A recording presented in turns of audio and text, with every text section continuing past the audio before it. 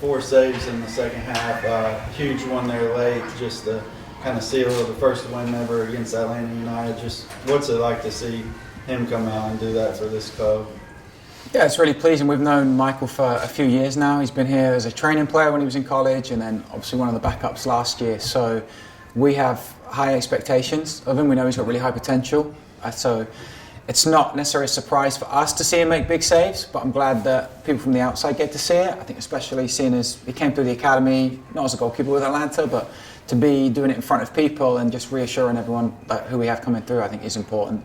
The comeback that you had, down a goal, the quick response. What did you think of the quick response down, I think, a goal for maybe 3 minutes before you got that equalizer? It's really pleasing. I think we've had such a short pre-season. Some of the things we spoke about was how we respond to adversity and how we deal with difficult situations. So going a goal down fairly late on from a set piece can be quite frustrating. So to see the guys continue to press, continue to get numbers forward, that's really reassuring after 2 weeks of limited training to see some of the character and identity that we want showing in those tough games. So Atlanta United said that they were passing the ball back a ton. Was that your guys' idea, just keep pressing up, trying to get them to drop the ball back as much as possible?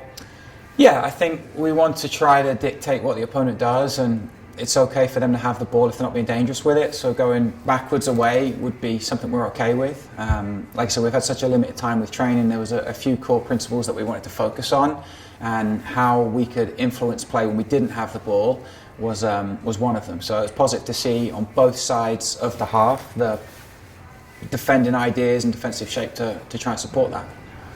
Coming out of this with a win, what do you think it can do for your guys in the rest of the preseason, and just kind of learning from this and taking from a big friendly win today? Yeah, I think it's still preseason, so I think it's important to kind of be aware and be grounded from it. I think had we lost today, we wouldn't have felt it was the end of the world. So I know the guys always want to win every game and every moment. So I think it's more to them to leave here happier from it. I think after 2 weeks to play against a very good team and be successful is a good boost going into the remainder of the season. Maybe we set the bar a little bit high starting here, but to have a win, have some good play, a lot of good moments when we come back next week of training, that should keep us going up from there. So it's definitely a good starting point.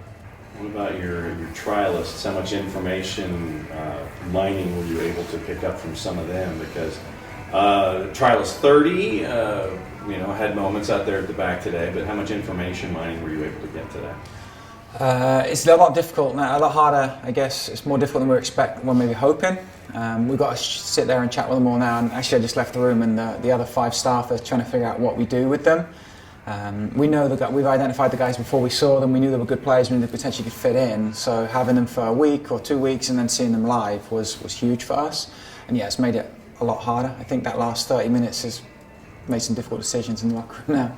But it's good. It's what we want. We want to be in a place where we have a lot of good players to worry about, and we're not just settling. We're now where there's probably the guys we don't sign could fit in as well, but we're just limited on size and budget, and it's unfortunately soccer sometimes.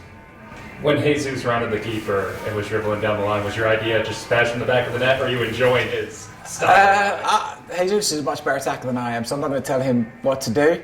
I did get a little bit worried on maybe his 9th or 10th touch as he got across the line that something might happen, but that's what makes Jesus so fun and exciting to watch, like those moments. So it was pleasing to see him come back, and obviously we re-signed him late, so see him get on the field and influence it in such a positive way, and also the fan reaction to him of how positive that was to tie the game.